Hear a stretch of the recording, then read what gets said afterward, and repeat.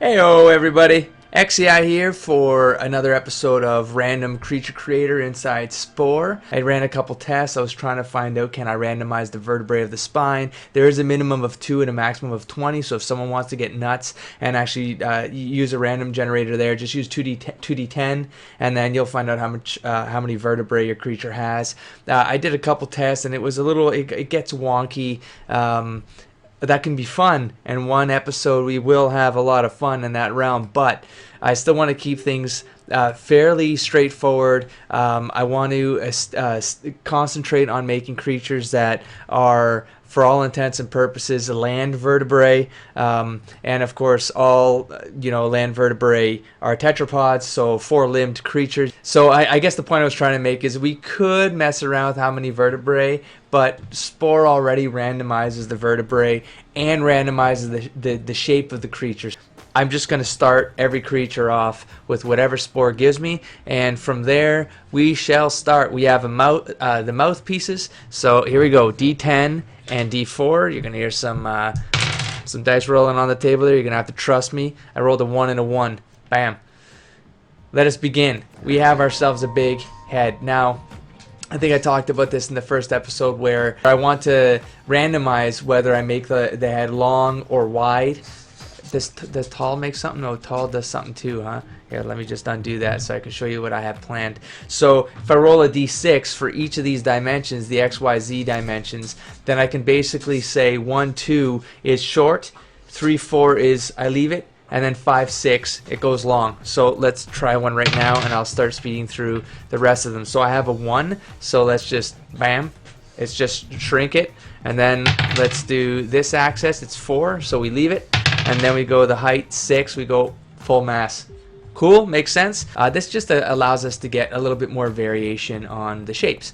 Okay, eyes. Let's do the eyes. We got 6 eyes. We have the scent range, which is 1d4, and then we have the auditory stuff. So we're going to do a d6 and a d4. All right, 4 and 4. So easy enough. 4 and 4.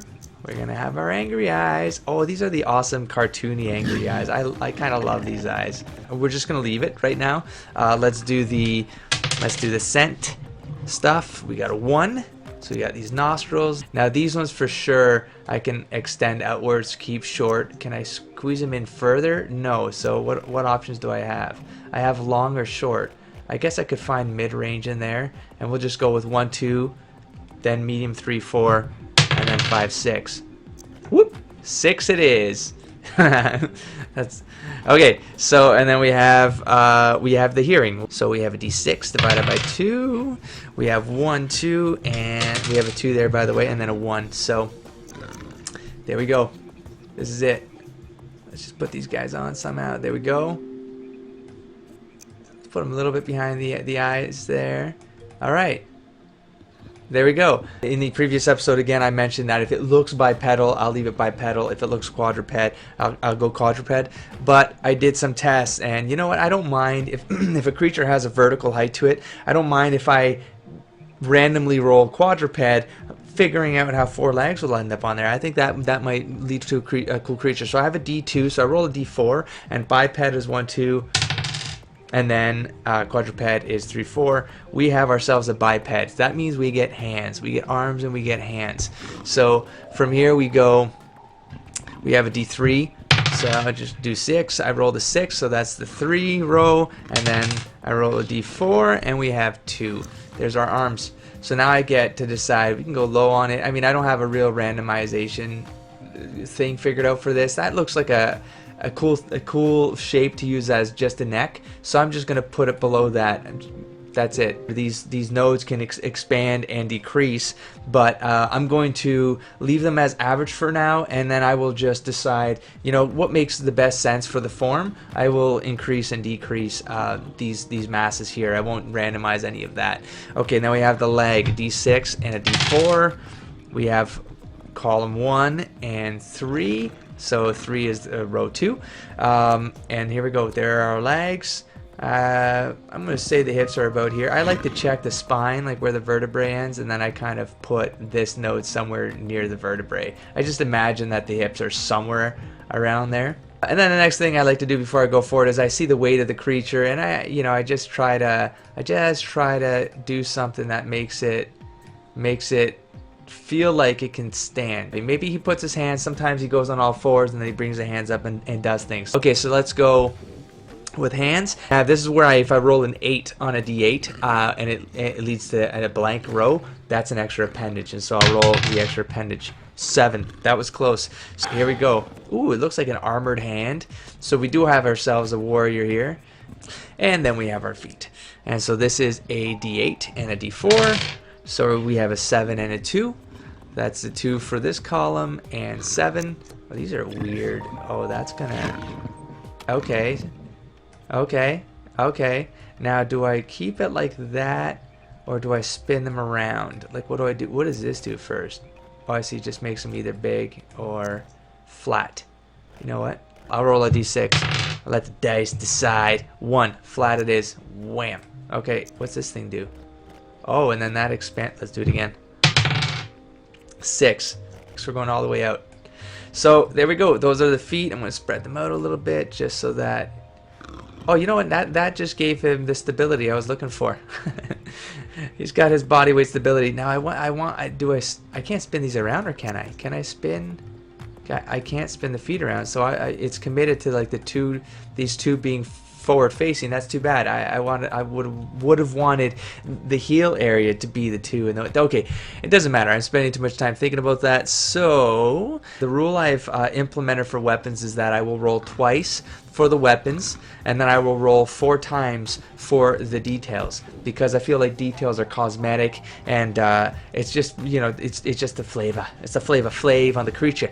So I wanna amp that up a little bit, and plus I realize this last row is actually all wings, and these are the fins are aquatic, and so I just to get some chances of like mashing up some of these extra pieces down here, I wanted to increase the chance of hitting some of those pieces. So let's begin. And also in the last episode I mentioned I wanted like the front. This would have been for like the head region, and this would have been the rump region. These four rows. But then I did a test creature where I was like, why do I need to have horns on the head? Why can't I have horns coming out of elbows and knees or backs? Right? They can like large spines, or so, and vice versa. So like for example, I used this piece as eyes on one creature just to test it, and it worked out just fine. So I'm going to just roll a d6 now, and then I will decide where the piece goes. So we have a d6, so we're on the last row of the spiky scorpion-y kind of stuff, and then I have a 3.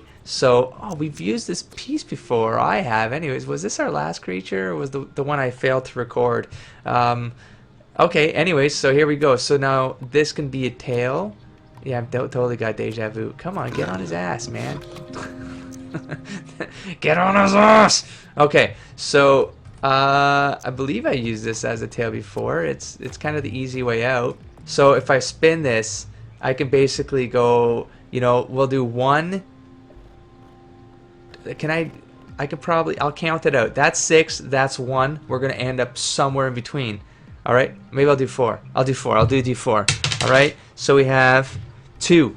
So it's just slightly, so if this was 4, this was 3, we're gonna go 2. All right, there, that's it. I thought I could extend, like the spikes would grow or something like that. Like how do I, there it is. Let's turn this around. Let's do it for here too. So let's go 1, 2, 3, 4, 5, 6.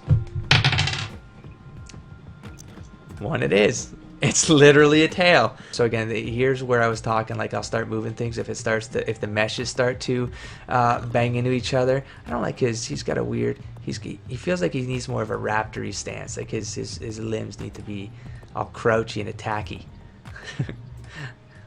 Those are great words right there.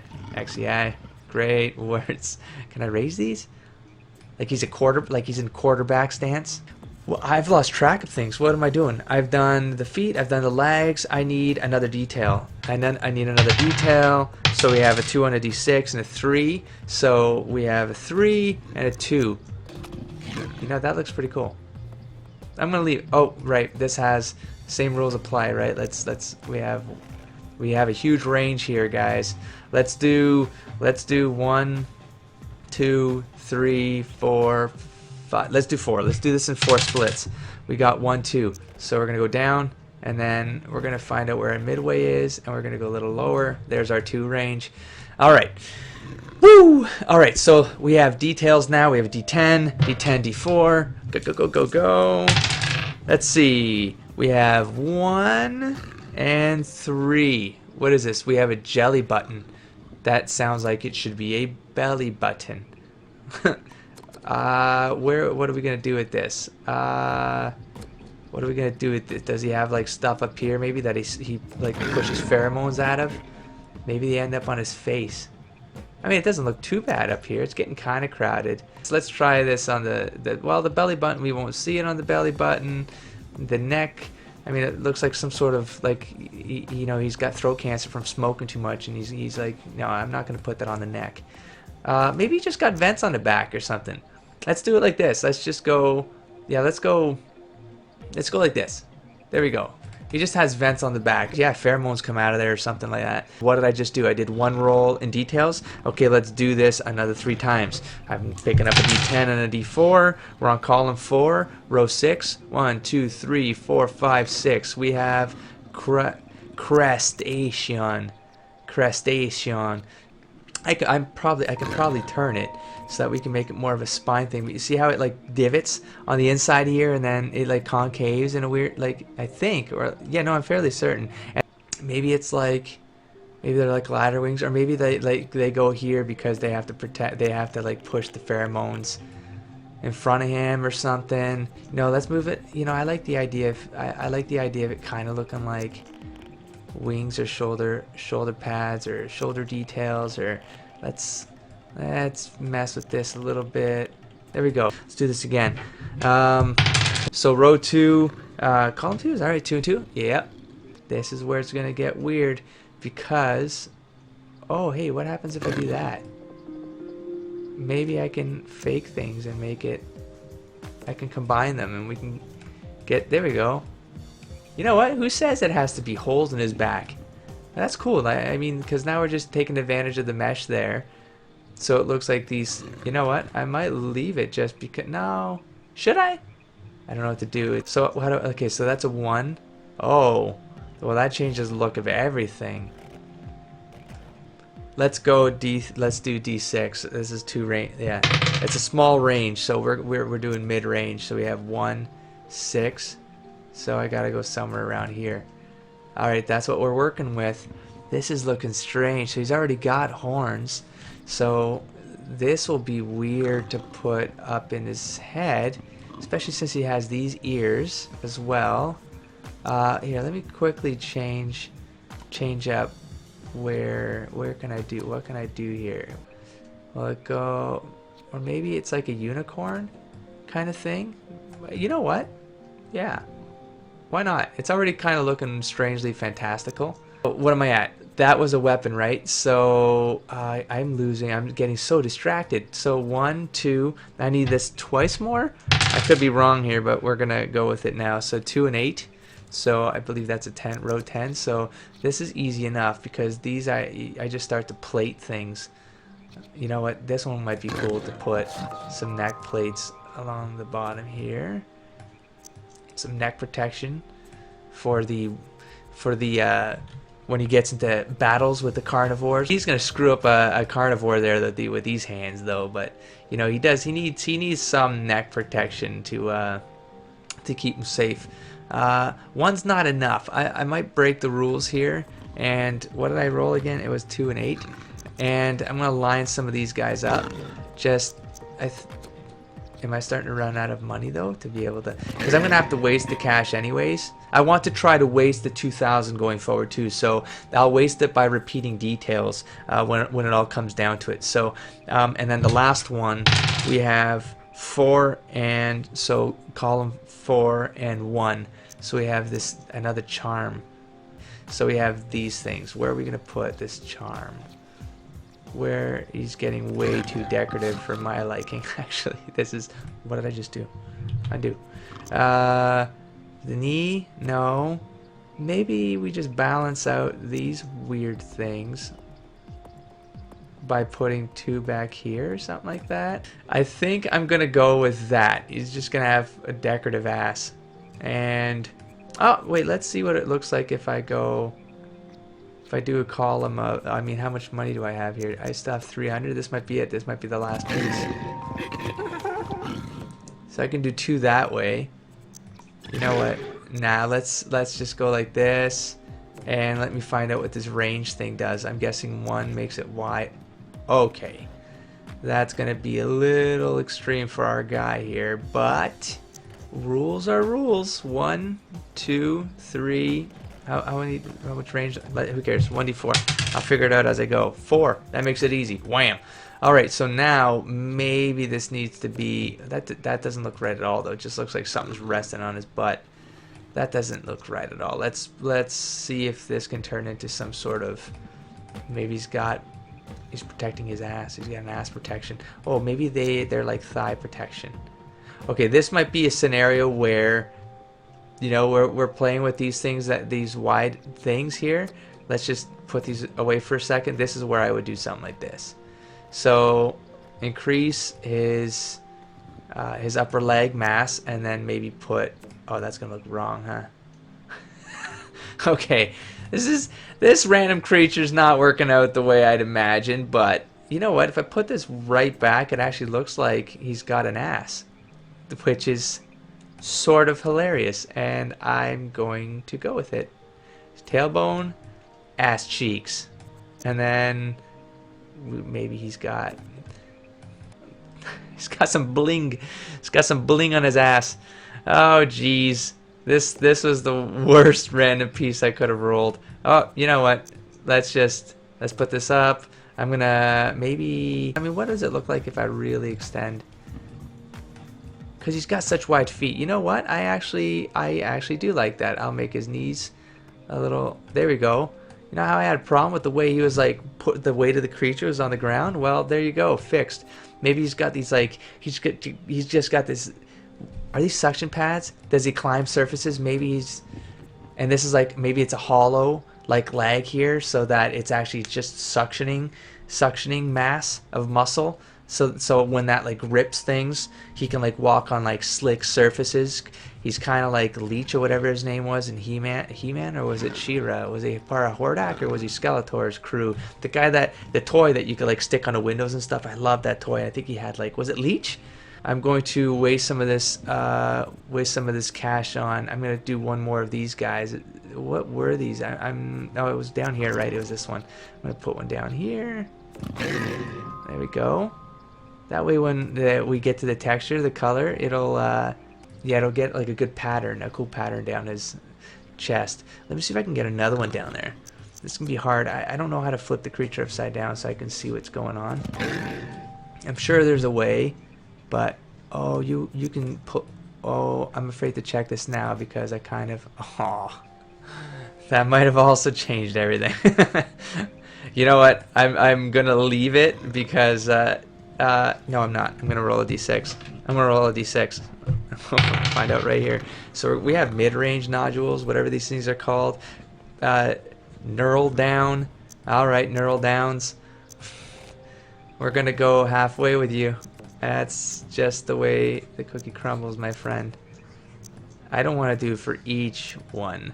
Well, maybe what we'll do is, I know that they can go to mid, but then I'll make it go smaller and smaller so that there's a gradual raise to them, going down his belly. There we go. Yeah, good enough. This only went wide and not up. Oh, it goes up as well. Wonderful. Let's do d6. This is taking me way longer than I imagined it would have taken with these extra rolls. But okay, we rolled a 4, so we're going midway. There we go. I still have money left over. What can I possibly do? I mean, I guess I could roll another one, but I'm afraid it's just gonna get ridiculous. I just want something that makes it sort of match. Can I make these things raise, or is this? What does that thing do? Click away. You know what? I'm gonna do that again. I'm sorry, buddy. I screwed that one up. I'm sorry. I don't know how to grab it away. There we go. I'm going to do something so that his spine gets some texture. And these are cheap pieces, so it's not that bad to pull off with the leftover the money. Okay. All right, that's our creature. Let's do. I hope I don't have to pay for color, right? All right, so I'm doing something different with colors now because it allows for more randomness. What I'm gonna do, I just discovered partial styles is you actually get to select the different aspects of the creature. So there's the base, the coat, and the detail. So I roll separately for each. So I roll a d6 to find out what page I'm gonna be on. I'm on the first page, and then I roll a d4 to see the row. I'm on the 4th row, and then I roll a d6 to find out what column. So 4 and 1, right? Row 4, yeah, so he's green. Then we do this again for the coat. We're on page 1. We are on row 4, and we are column 1. Okay, let's roll exactly the same. And then let's do it again. We are on page 1. We are on column 4. Okay, this is a little bit crazy because I rolled 3 4s in a row there. And we are row 1. So what is that? What texture is that? Neutral texture? Oh, makes him just look kind of absurd, to be honest, because these things stand out so horribly. So he's kind of slick, kind of froggish. Yeah, oh well, there you go. Okay, and now for the final moment, we have the creature's name. I have that fantasy species random generation website I go to. It randomly generates 10 names, and then I roll a d10 and I pick the name off the list. Now, the last episode gave me completely like an entirely unpronounceable name, so I will veto unpronounceable names going forward, or names that I feel are just blah. Like, for example, I rolled a 1 and the name is, and I will cut and paste it in here, she came up as a random roll. I'm not going to use it, guys, sorry about that. I'm rolling a d10 again, and it's a 3. So there we go, that's the name. It's a Sroc. It's a Sroc. We've developed our Sroc. Let's take him for a test drive. Let's run him around. Alright, he moves pretty standard, nothing fancy there. Kind of a mix of what was that? Like an ape, a gorilla, and a dog with some weird disease or something. Like he's got a cough or something. I mean, that sounds way more angry than the design makes it like feels like it should be. You know? No, I want you to dance. Dance for me. I like the finger point right there. Oh yeah, finger point, and then he does a little hand. Do the hand stuff. Do that. Yeah, right there. Awesome. And then we have the hip. This should be rave. I feel like this should be the rave one, but let's see what the. There it is. There's the rave. And then there's just the emotion stuff is great. And then this is my favorite, as I mentioned. They're always so good. It's little Scooby-Doo shakes always get to me. Always so great. Shake it off. Okay, and then we have the final moment of life is rough sometimes, buddy. Sometimes you have big gems on your ass you gotta carry around everywhere. What can you do? What can you do? There you go, everybody. There's our Sroc. There's our Sroc. Our shiny green, cartoony Sroc. And that is it. That is another episode of the Random Creature Generation. And don't forget to explore, engage, and inspire, everybody. I will see you again next time. XEI out. Peace, everybody.